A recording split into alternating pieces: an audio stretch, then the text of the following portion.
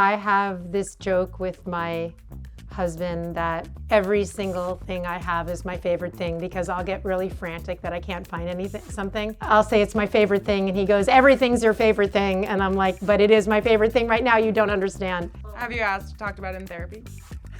I have not talked about it in therapy, actually. I probably should.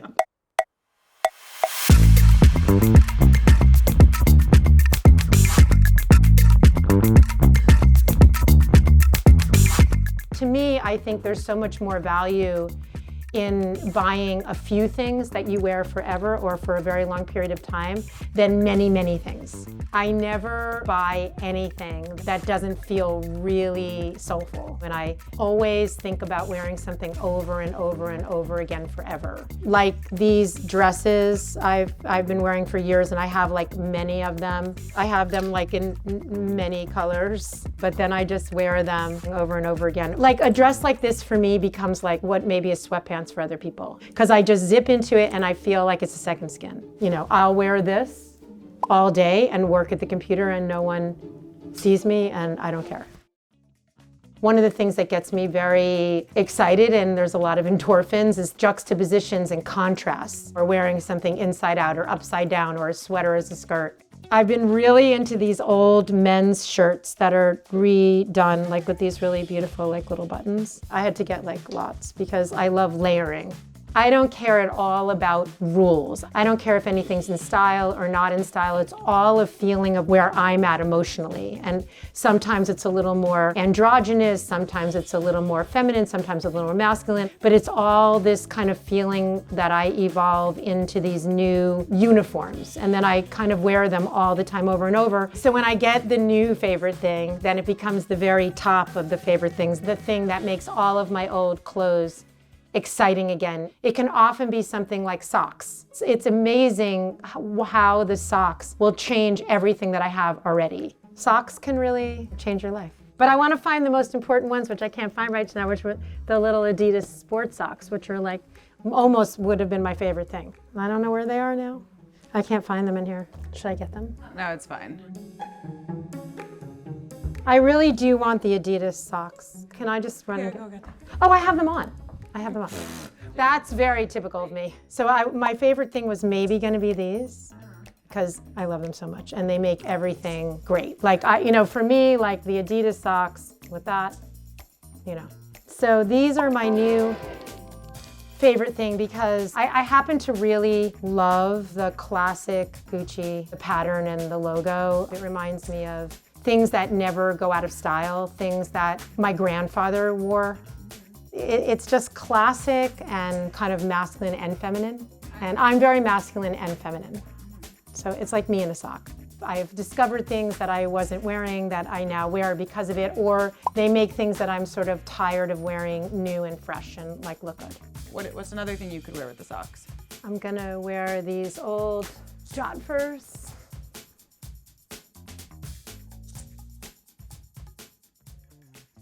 This is the favorite of all favorite things. This is beyond favorite. It comes with you with every outfit. This is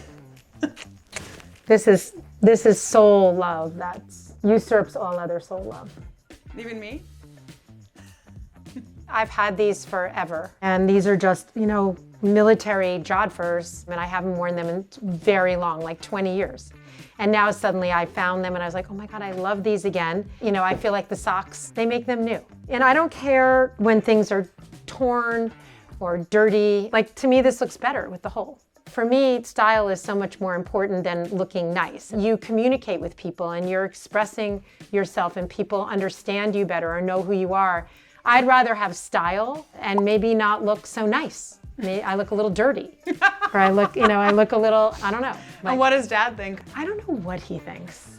Well, I think he loves it because I get stopped a lot. Because people, like, often when I'm walking around, they'll say, I love what you're wearing, or like, wow, like something like that. It starts relationships. Or it probably repels people, and it maybe repels the right people away from me. This I got in this incredible shop in the West Village with this beautiful, incredible person who has this vintage store there, and we made instant friends because we speak the same language. Like everything I'm wearing is kind of masculine, it's old, it's dirty, it's torn, it has holes, but the sock is not. It's new and it's metallic and it gives like a modern feeling to it. Oh, look what I found. You can find my glasses anywhere. They're all over the world. I gave up on expensive glasses, the one pair, because I lose them immediately. So I just reading glasses, oversized. $1. $1. Okay, what am I gonna do next? Okay, got it. I think I have an idea. This is like, what am I gonna do with it? So I get panicky if I get something and I think I'm not gonna wear it. See, that's the thing about loving something. Like you see it and it just speaks to you and you really love it, even if it makes no sense. And then it works and I'm really happy. And then I got this skirt from this online place that has vintage clothing, but they don't let you return anything. So I have to really know that it's gonna fit me. So I got this skirt and they said it was long. You know, I thought it was gonna be like Victorian. That's how they described it. And it wasn't, and it was too short. And then I put them together and then I love them.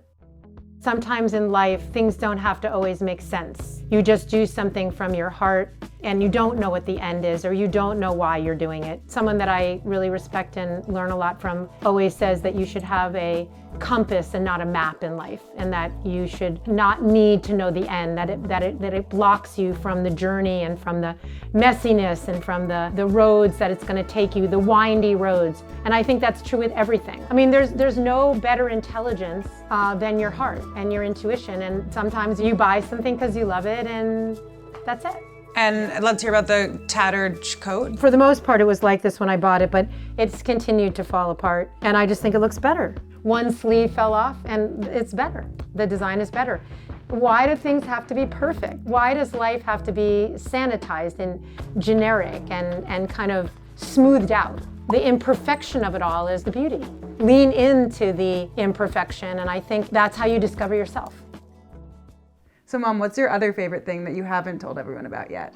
These hair products by Acton Acre are my absolute favorite thing. I moved from New York to LA, from soft water to hard water. I had no idea what hard water does to your hair, but I learned the really hard way. My husband and I looked at each other and we thought, this is really weird. We haven't needed a haircut. We were not only not needing a haircut, but our hair was getting shorter and was getting thinner and in really bad condition, and it was really freaking me out, and I was trying everything and nothing was working. And then I found out about Acton Acre. I use the cold pressed stem cell scalp serum. It's been maybe 5 or 6 months and I'm starting to really notice a difference. You know, my hair is growing, it's much thicker, it's much healthier, it's much fuller. I think it's literally making my hair vibrate. So it's obvious that we're super obsessed with Acton Acre, and if you're ready to give it a try, you can use the code StyleLikeU20 for 20% off at checkout. Acton Acre will definitely become your new favorite thing. I'm really not kidding. There's not another sock that I could wear with this that would make me feel whole. It's like painting a painting, and you know when your painting is finished.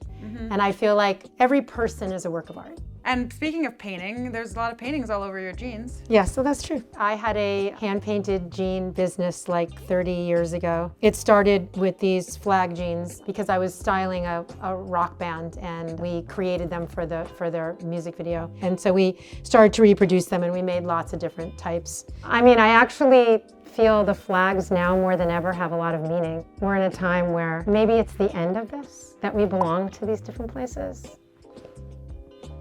I don't know. I think that's all changing, and for the good. We're connected on a much deeper level. Each of us is a work of art, that's my belief, and we're all singular, and this is the kind of thing that fascinates me so much, is this idea of embracing who we are, our uniqueness and our authenticity. The idea of embracing fully who you are, exactly who you are, is what gives you the freedom to then change and grow into your most whole and full and complete self. I'm Elisa Goodkind, and my new favorite thing are these socks, and these shoes, and these shirts, and misspelled, yeah, but ultimately it's the socks.